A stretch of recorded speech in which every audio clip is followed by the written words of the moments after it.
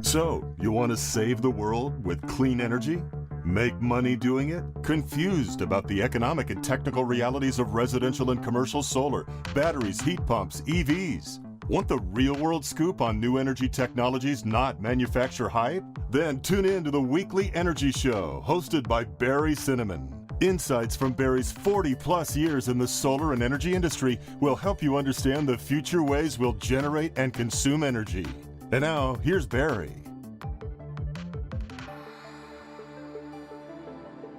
Welcome to this week's Energy Show.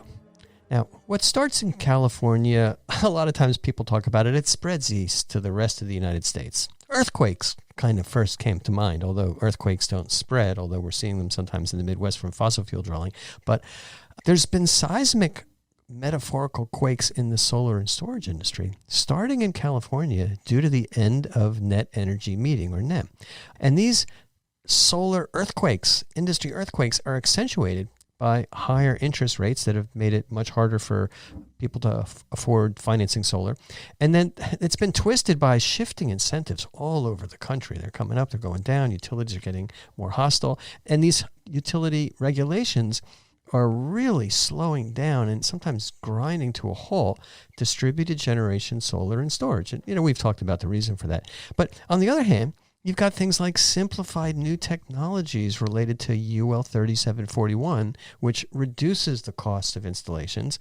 And you have much higher electric rates, which I kind of look at PG&E as my main marketing partner, because although they try and kill my business any chance they get, they're doing a great job by raising electric rates, which just improves the economics for solar and storage. And to cap it all off, they turn the power off so often the customers want backup power. So thank you, PG&E. But at the same time this is happening in the solar industry, we're seeing dramatic changes in the ways in which we heat buildings. We have huge changes in how we're powering vehicles. It's all electric. We're now generating, storing, and transmitting electricity to fuel our economy, kind of the way we used to deliver coal, then deliver oil in trucks and pipelines and deliver gas. And then all of these changes are magnified by political activities related to climate change. Don't even get me started on that. So with all these things happening at once, I thought it would be a great time to reach out to my longtime friend, Scott Sullivan, a sales and marketing expert, and really can kind of give his perspective on the impact of these changes on both solar and storage customers, as well as the installation industry all over the country. So I've known Scott for over 20 years, going back to, I think, like 2002, when he helped me out at Akina Solar. He's an inveterate networker. One of the things that amazed me the most, he probably has more LinkedIn contacts than Jigger Shah.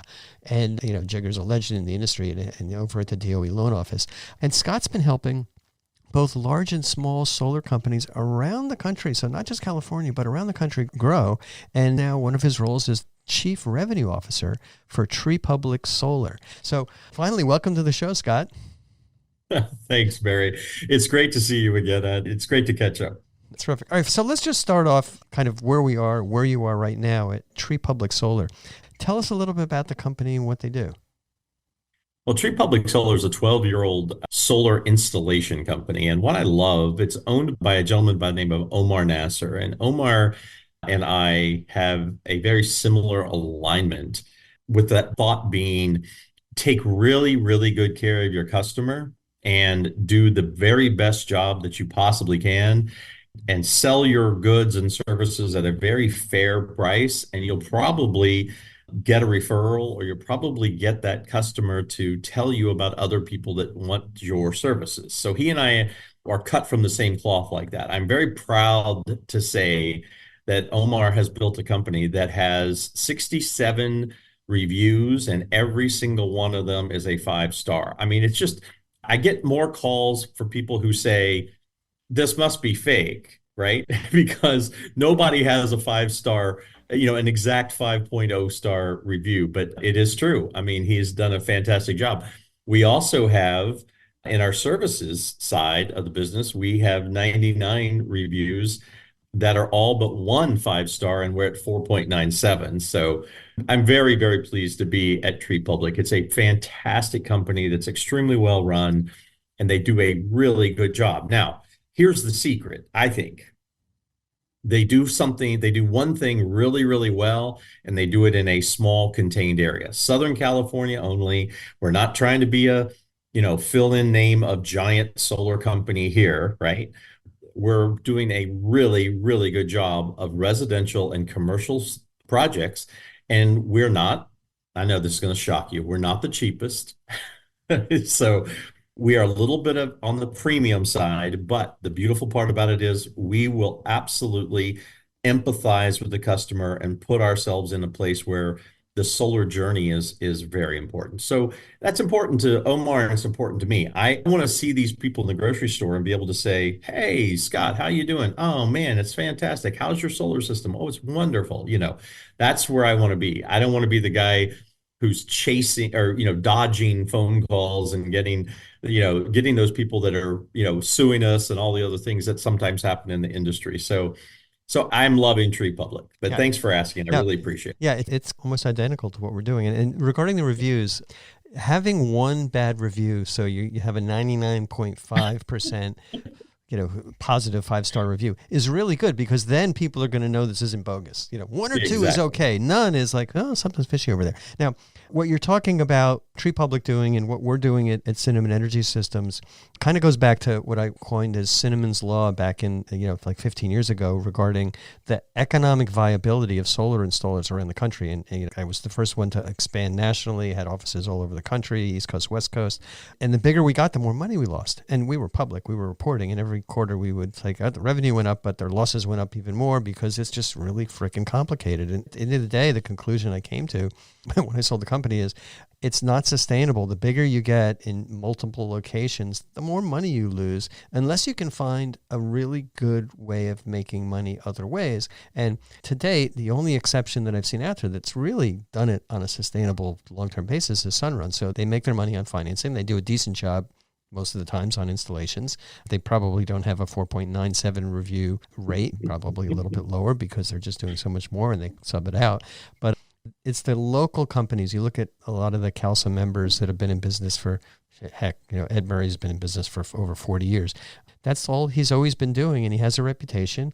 You can maybe grow at 20 or 30% a year. You're not going to grow at 100% a year because you don't have outside marketing funding, but you grow based on referrals and staying in that one general territory, and maybe you can expand it a little bit, but kind of as soon as you start skipping over states and you got to fly to the next office, that makes it really, really tough to do. So it's really hats off to Tree Public Solar, and that's the business model that I like, and I like to say that that's where people who are looking for a solar storage system, they should look at companies that do that, because they're the ones that are going to be around to service your system. And the lowest price one, coming back to lowest price, you can get the lowest price, but you're not going to get the service. And the mid-price guys or the higher price guys selling the quality product, they made enough money on your job. You may not have liked it, but they made enough money on your job to be around to fix it in case anything ever happens. And that's just so important. Amen. I agree with you 100%. And I still have to tell you, I agree with the Cinnamon Law.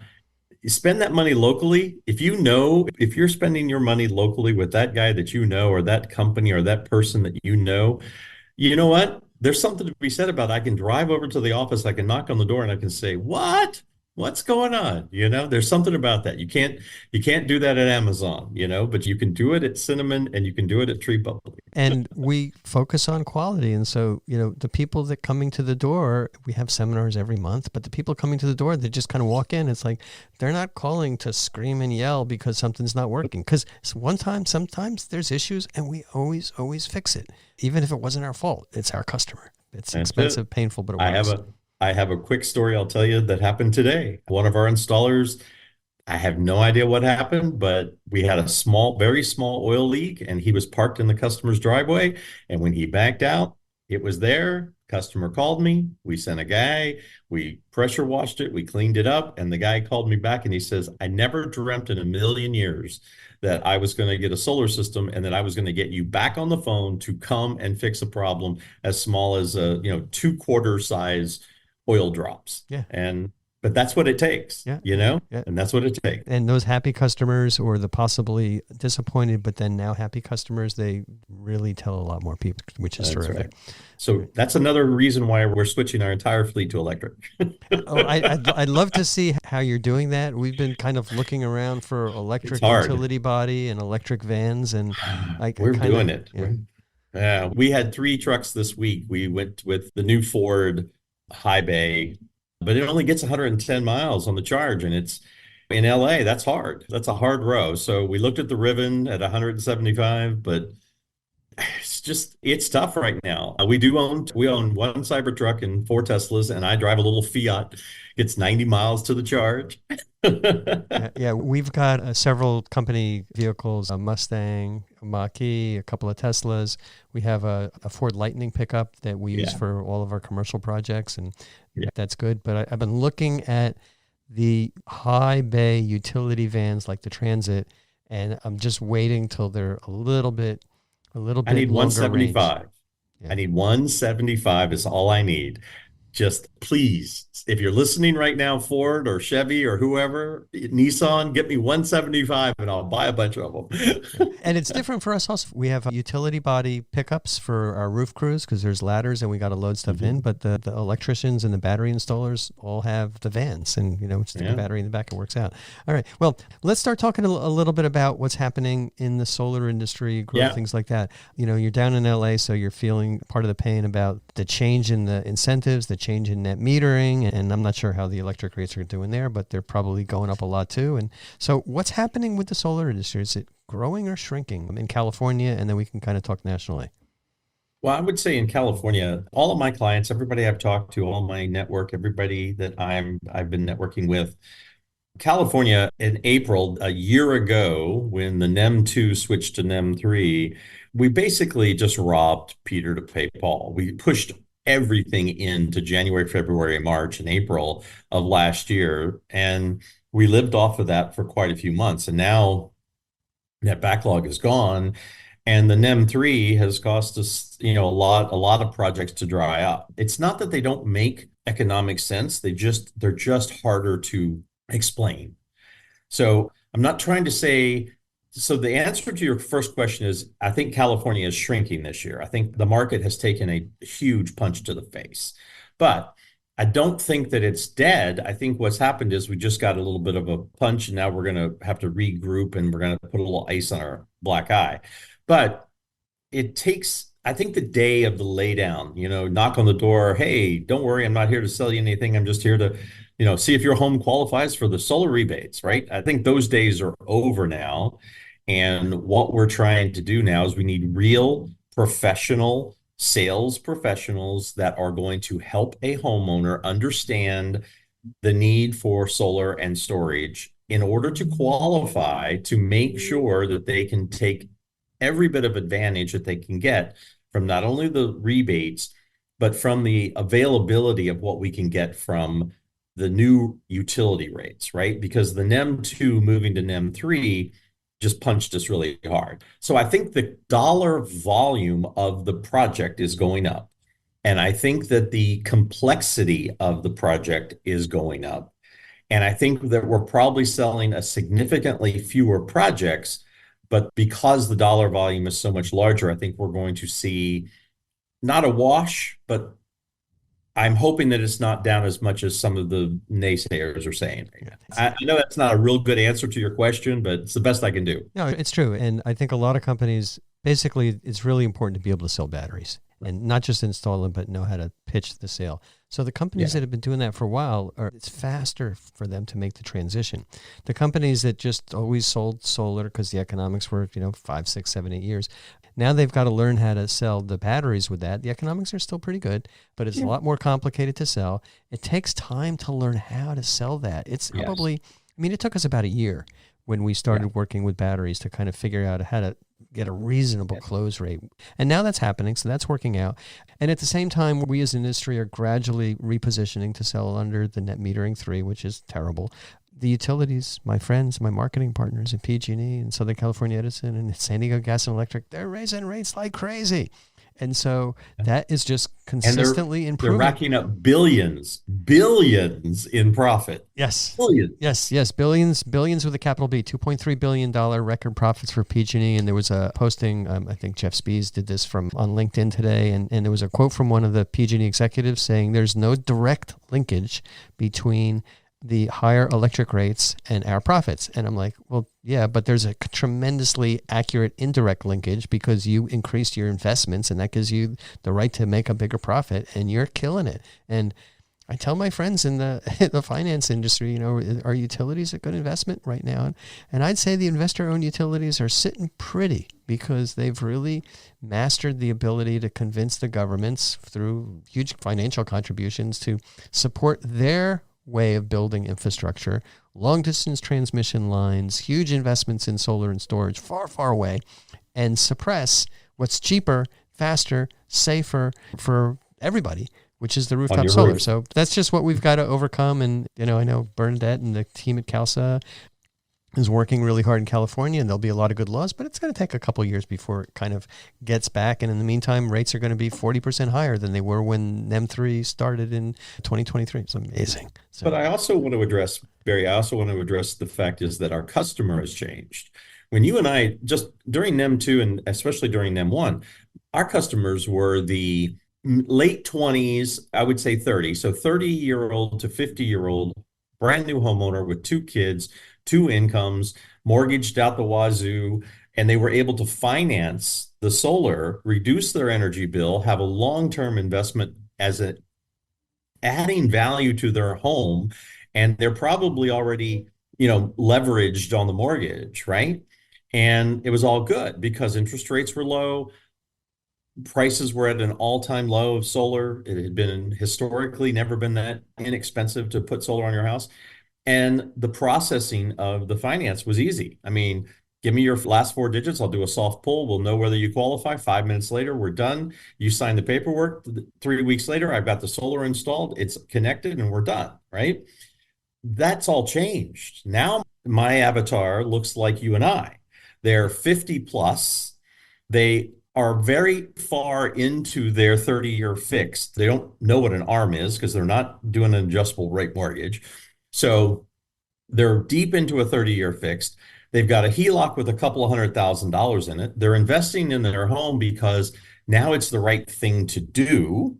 And they're a cash customer, and nobody's buying finance because it's 35 or 40 points on the dealer fee. And I'm only getting 30% of ITC. So I think that we need to talk about that a little bit too, I think. yeah, no, that's a huge factor. And it's kind of funny because I think back since 2001, my observation of our typical customer at that time, he was 50 to 65-year-old engineer with a beard, wearing sandals, and meeting me with shorts. And they were all like that.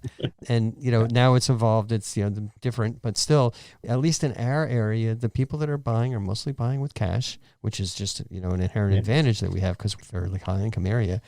And, they have the disposable income, or, they don't have a huge mortgage payment. The kids are mostly out and it's working out okay. So, but the financing is tough. And one of the reasons why we haven't been able to sell financing, we kind of offer every once in a while, is we're very upfront.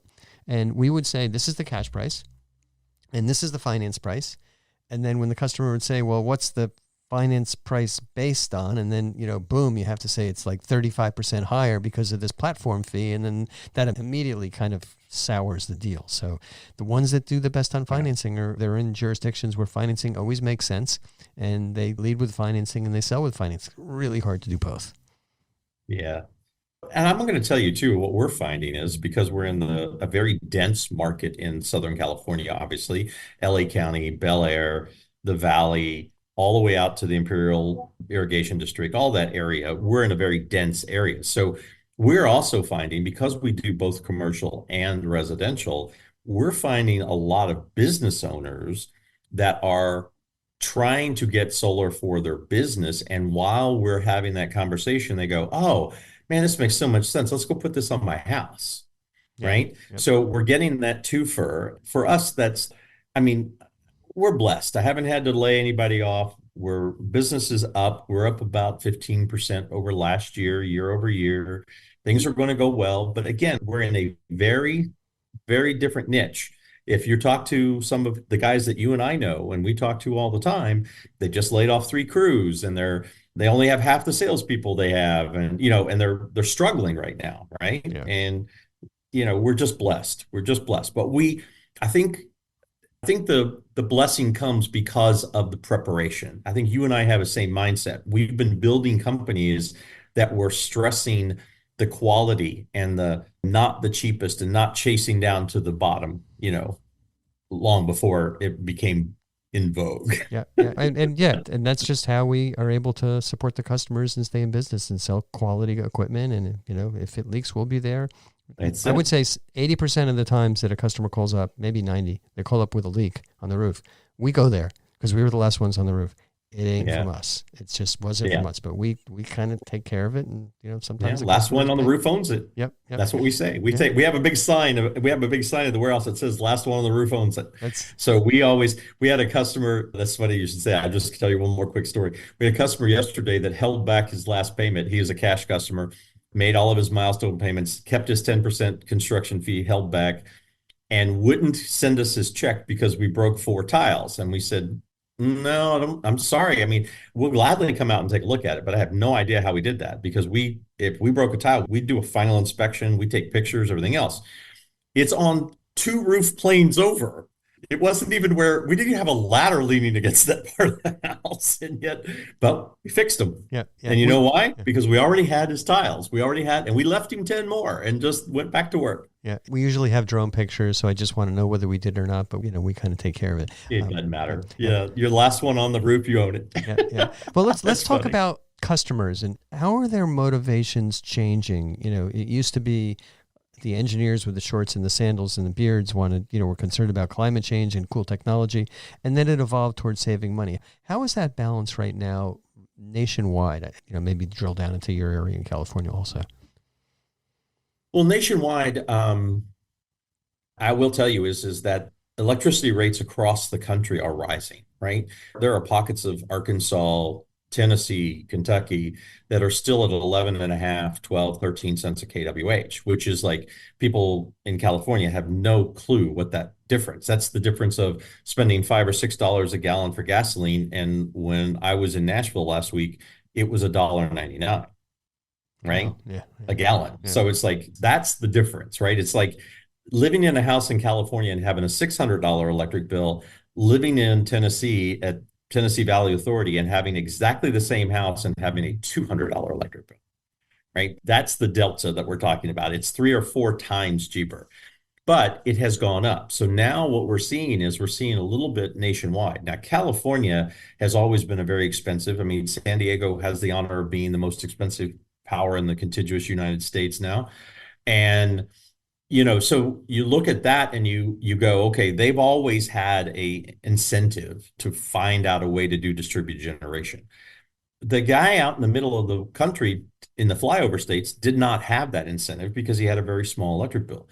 Well, now if you put it into perspective, and again, I'm just telling you the way it is. If you look at the, annual income of the guy in Southern California that's paying $600 versus the annual income of the guy who's paying $200, it's still relative, right? If you're making $40,000 a year and you're living in a house that's half the price and you have a $200 electric bill, that's a lot, relatively speaking. Yeah. So now that's getting attention. Those electric bills are coming up, and at the time they're getting to $200 or $300, that's when all of a sudden you're getting that call. Wow, this is crazy. And another place I'm going to tell you is in the tornado belt, we're seeing a lot of people not putting in a 22 kW Generac or not putting in a 25 kW Kohler and putting in a battery backup system, whether it's a Tesla Powerwall or it's a stack of batteries in their garage, or even sometimes it's a portable system like a Goal Zero or a Buletti or one of those guys, right? So that we're seeing a ton of. That's where we're getting a lot of leads for customers in that part of the world because they're looking at, security, right? I don't want to say prepping because I don't want to go there, but, but they are looking at security. And we're seeing more and more, the utility is turning off the power more and more and more. The number of 9s of the utility rate is going down, right? You're not seeing, it used to be 1 or 2, 3 minutes a year. Now it's 1 or 2 or 3 hours a year. Yeah. It's amazing. The PG&E turns the power off so much, especially in the hilly areas that, we did an installation for a customer last summer and it was, one of these big houses and he had 1 or 2 a year and now he's having like 5 or 6 a year. He had a 4th of July party was a housewarming party for all his friends and the whole thing. And the power went out then. And he was so happy because the music only blipped and the cooler was going and the lights were on and, the pool pumps weren't running, but that was okay. So it's interesting. All right, let's talk a little bit about kind of what's happening with the solar equipment. And this is of interest, obviously, to customers because they want a lower price, but it's also challenging for the installation business. When prices go down, it's a really good thing, but it has implications. So solar panel prices plunging fast, inverter and battery prices are coming down. That's a good thing. But what it does is it reduces the company's margins, which means you get less profit on that job. And the less profit for companies that are planning on staying in business for 25 years is a bad thing. So how should companies adjust when they're seeing lower profits per job? What should they do? Can they make it up in volume, or do they have to change some of their operations? I think we have to start looking at ancillary services. And I am 100% bullish. You and I know that. 25 years I've been doing solar. But I think we need to start thinking about those ancillary services, energy efficiency in conjunction with alternative heating, methods, heating water, domestic hot water usage. There are a lot of other things that we can do with renewable energy that can give us that second or third or fourth revenue stream.